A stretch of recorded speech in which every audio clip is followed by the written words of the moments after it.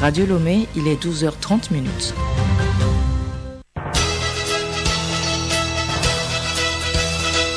Le journal Hélène Assabi.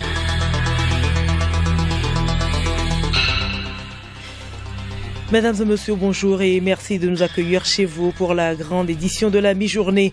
Au sommaire, SOS Docteur TV, première chaîne universelle 100% santé, a fêté son premier anniversaire hier. Plus de 1000 émissions ont été produites durant cette période pour amener les populations à avoir une culture en matière de santé. Les États-Unis ont quitté l'Afghanistan hier soir, laissant le pays aux mains des talibans. Le climat qui règne dans le pays après ce départ à découvrir dans ce journal. Et puis sport football, éliminatoire Coupe du Monde 2022, l'effectif des éperviers est au grand complet avec l'arrivée du capitaine Jane Dakonam. Le Togo joue ce mercredi face au Sénégal.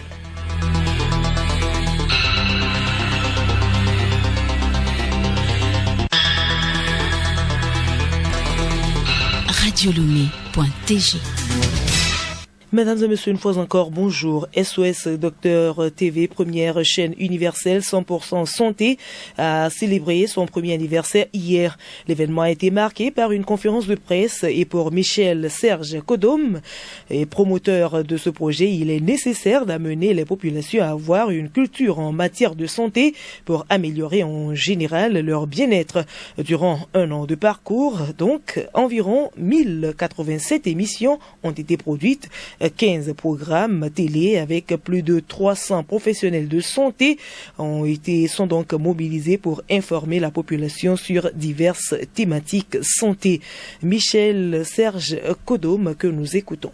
Physiquement, on a ramené la santé à la médecine curative. Alors que la santé va au-delà de ça. La santé, c'est la prévention. La santé, c'est le mental. Lorsque vous avez un conflit à la maison, vous ne dormez pas, la tension va monter.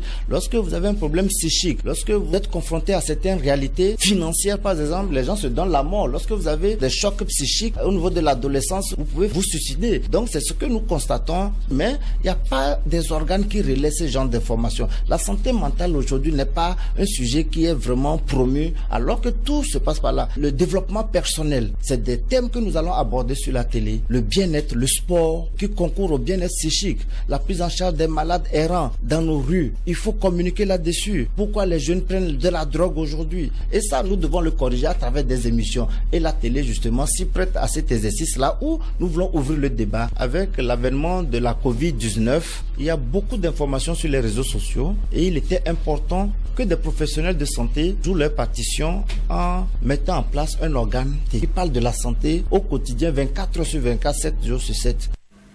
La célébration des 1 an de parcours donne aussi l'opportunité d'enrichir les programmes télé avec une série de nouvelles émissions. Il s'agit de Mon Docteur, une émission qui corrigera les préjugés du quotidien sur la santé, et Sinam Ronam, une émission censée répertorier les malades vulnérables et démunis pour des soins gratuits à partir de l'aide humanitaire collective de la population. Move Africa Togo et New World TV ont signé hier un contrat de partenariat. C'est pour le déploiement d'une plateforme de distribution de contenu vidéo par Internet accessible uniquement à ses abonnés dénommés Move TV. Marie-Claire Pagnon. Face à l'évolution de l'usage, Move Africa Togo enrichit ses offres dans le but de fidéliser sa clientèle existante d'une part et d'attirer de nouveaux clients d'autre part. Cette signature de contrat a été suivie dans la foulée du lancement de l'application Move Africa qui offre plus de 80 chaînes télé aux clients. Cette application permet aux usagers Move Africa Togo de suivre directement la télévision sur leur smartphone. Hervé Etri-Cloussé, chef division marketing à Move Africa Togo. Nous avons constaté qu'il y a plusieurs personnes qui, soit par souci de mobilité ou d'occupation, n'arrivent plus à regarder leurs émissions préférées. Move Africa Togo a pensé à mettre à leur disposition une application TV simple, pratique, que vous pouvez télécharger, qui vous permettra, avec la souscription à un pass en fonction de vos besoins, de pouvoir regarder des chaînes choisies selon le bouquet que vous prenez. Ça vous permet de pouvoir regarder directement en mode illimité de la télévision sur votre smartphone sans autre forme de contrainte. Comment accéder à cette application et quel avantage elle présente? Retrouvons Hervé Clousset. L'abonné entre sur Play Store, il choisit de télécharger l'application Move TV. Il s'inscrit avec son nom, prénom, son numéro de téléphone et le code lui sera envoyé. Il intègre ce code-là dans l'application. Il aura une panoplie de bouquets qui lui seront disponibles, que ce soit au Togo, en Afrique ou dans le monde. L'avantage de cette offre, c'est que vous avez des passes qui vous sont mises à disposition, qui ne consomment pas votre data, qui est différent du pass que vous prenez pour regarder votre chaîne de télévision. Ce partenariat rapproche davantage la télévision New World TV des abonnés de ces deux structures et à des prix les plus compétitifs. Nimonka Koulani, directeur général de New World TV. La mise en commun du savoir-faire des deux sociétés dans un partenariat gagnant-gagnant pour apporter une solution concrète au défi de l'accessibilité de la télévision de qualité au plus grand nombre passe par la mise en place d'une plateforme Internet OTT. De l'anglais OVA, des top services, est un service en ligne où la vidéo sur demande, la télévision linéaire et d'autres types de médias sont disponibles. Cette solution permet à l'utilisateur de ne pas perdre de temps à télécharger des fichiers, le contenu étant déjà téléchargé sur les serveurs web. Pour l'achat de forfait de l'application Move TV, le client peut le faire directement en utilisant son crédit ou par Mobile Money, Flouz ou en se rendant dans l'agence. Move Africa Togo est un opérateur de communication électronique qui commercialise sur le segment de la téléphonie mobile les produits et services de communication électronique sur toute l'étendue du territoire national. Le journal Hélène Assabi. À l'étranger, au Sénégal, un conseil national de la consommation est convoqué ce mardi autour de la ministre du Commerce. À l'ordre du jour, la situation des prix des produits de première nécessité. Selon l'Agence nationale de la statistique, les prix à la consommation au mois de juillet ont augmenté de 1,9% par rapport au mois de juin. Une augmentation liée aux mesures anti-Covid prises par le gouvernement. Le conseil national de la consommation va donc tenter de trouver des solutions à cette situation. Situation politique au Mali, les leaders de toutes les confessions religieuses du pays se sont réunis hier à Bamako. Dans une déclaration rendue publique, ils ont appelé à un sursaut national et à un changement de comportement.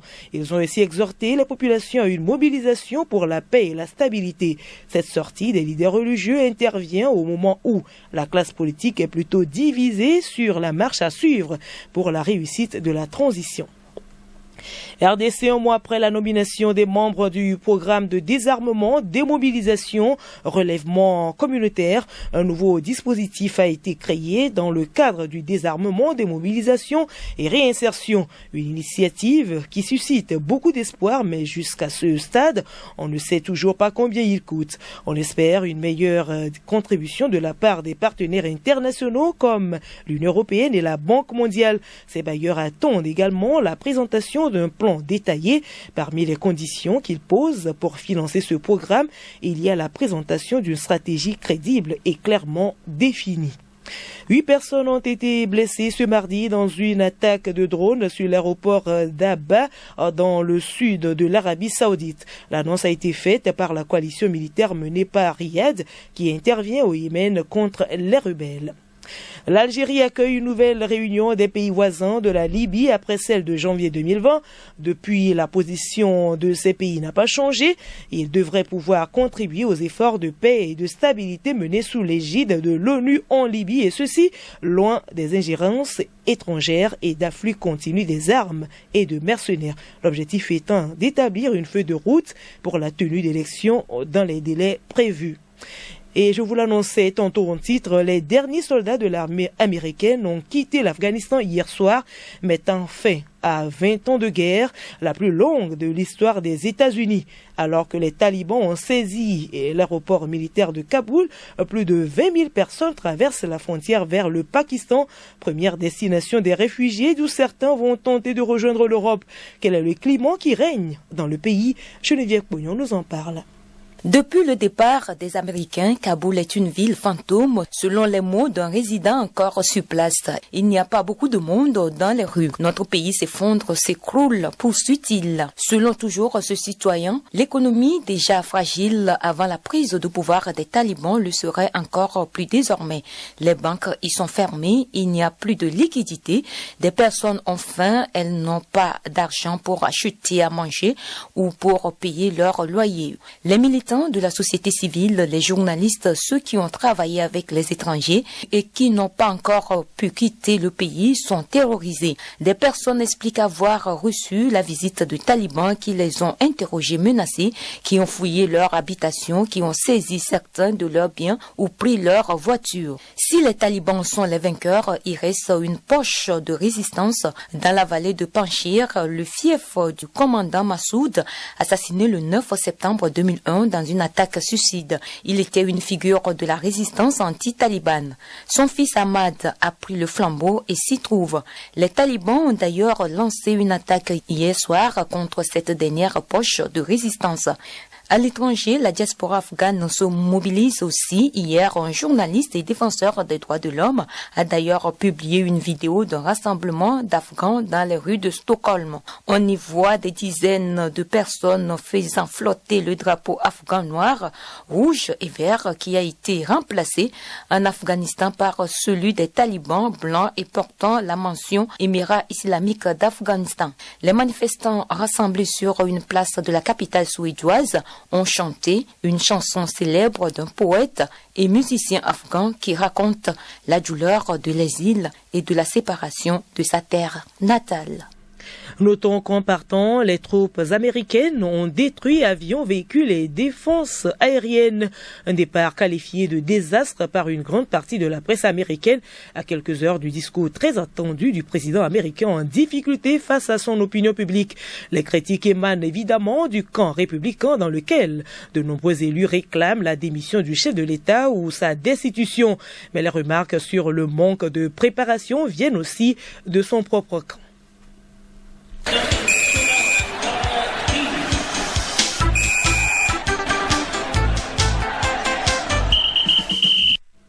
Sport football éliminatoire Coupe du Monde 2022, le sélectionneur des éperviers du Togo peut compter sur son capitaine ce mercredi pour le match face au Sénégal. Jane Dakonam, sur qui des doutes planaient, a finalement rejoint lundi ses coéquipiers à Thiès et Edo Assignon. Sorti sur blessure lors du championnat face au FC Barcelone, le capitaine de la sélection nationale a inquiété plus d'un. Mais aux dernières nouvelles, Jane Dakonam, le défenseur de Getafe, est bien présent à Thiès et est apte à jouer contre les Lions de la Teranga ce mercredi. La sélection togolaise qui séjourne depuis samedi en terre sénégalaise continue la mise en jambe histoire de tenir tête aux hommes d'Aliou Cissé. Paulo Duarte, sélectionneur des éperviers du Togo. On récupère le joueur avec travail tactique, avec travail sectoriel, beaucoup d'informations. Parce que la tactique, l'information ne fatigue pas le joueur, au contraire, il donne une info qui ont besoin pour le match. Et voilà, et c'est comme ça qu'on gère le joueur physiquement. On commence à travailler. Vous ne savez pas qu'on n'a pas grand de temps. Je suis obligé de faire demain 2 entraînements, la veille de match. Pratiquement, on travaille de stratégie, on travaille de tactique, puis d'arrêter défensif, puis d'arrêter offensif. Et on n'a pas grand chose à faire, sauf que le travail tactique. Parce que le temps pour travailler la dynamique n'est pas beaucoup. Mais toujours, on doit donner le maximum d'informations. Sénégal-Togo, le match a lieu ce mercredi au stade Lat Dior à 16h temps universel. Une rencontre que vous pourrez suivre en direct et en intégralité sur Radio Lomé. Pour finir, le championnat féminin de football aborde ce jeudi la phase des playoffs. Voici l'affiche de la première journée. Dans la poule A, Djabir de Tanjouaré affronte Gazelle FC de Sokoré. Pilote FC d'Atakpame donne rendez-vous à Bella FC de Kara. Dans la poule B, face à face, Athlète FC de Lomé, Espérance FC de Kpalimé. Puis gros duel entre les Amis du Monde et Ari FC d'Akipi. Voilà, ainsi se referme ce journal. Merci de l'avoir suivi et le rappel des titres. SOS Docteur TV, première chaîne universelle 100% santé, a fêté son premier anniversaire hier. Plus de 1000 émissions ont été produites durant cette période pour amener la population à avoir une culture en matière de santé.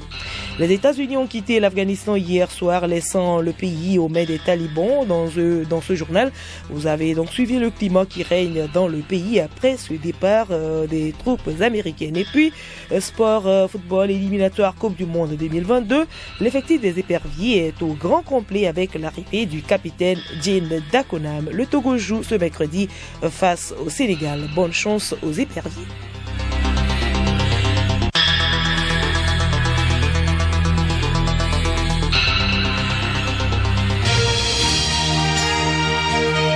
Radio Lomé, boîte postale 434, email radiolomé@radiolomé.tg. radiolomé.tg. Dans une demi-heure, bienvenue à nos amis extraterrestres qui nous écoutent. Radio Lomé, tout le système solaire. Gardez l'écoute. La pub. Besoin de payer votre facture d'électricité? La CET vous facilite la vie avec ses partenaires. Vous pouvez donc payer votre facture d'électricité ou faire des achats prépayés de crédit sans vous déplacer. Un moyen simple, rapide et efficace. Avec votre compte T-Money, Flouze et votre application mobile transfert d'EcoBank, vous pouvez payer votre facture d'électricité. Les guichets de la Poste, Orabank, UTB et Wari vous sont toujours disponibles, ainsi que les virements de compte à compte et les dépôts de chèques dans les boîtes à chèques des agences de la CET. Notre engagement, faire passer le courant électrique partout. Respectons toujours les mesures barrières contre le Covid-19. Renseignements et assistance 22 21 13 37 ou le numéro vert de la CET 82 28. La CET, toujours plus d'énergie.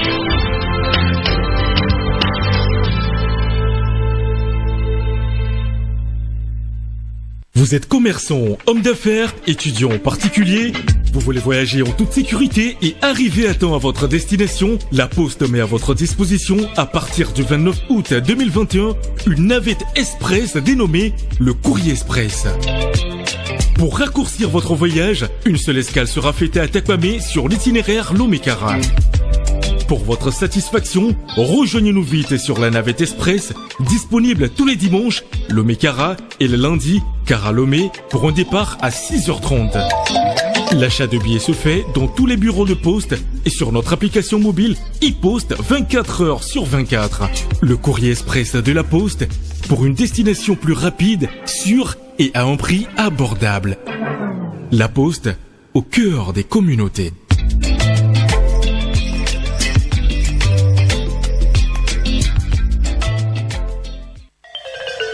Vous voulez le retour à la vie normale? Seule l'immunité collective nous confère ce droit. Alors, faisons-nous vacciner massivement contre la Covid-19. Écoutez Radio Lomé et vous avez tout le Togo dans votre maison.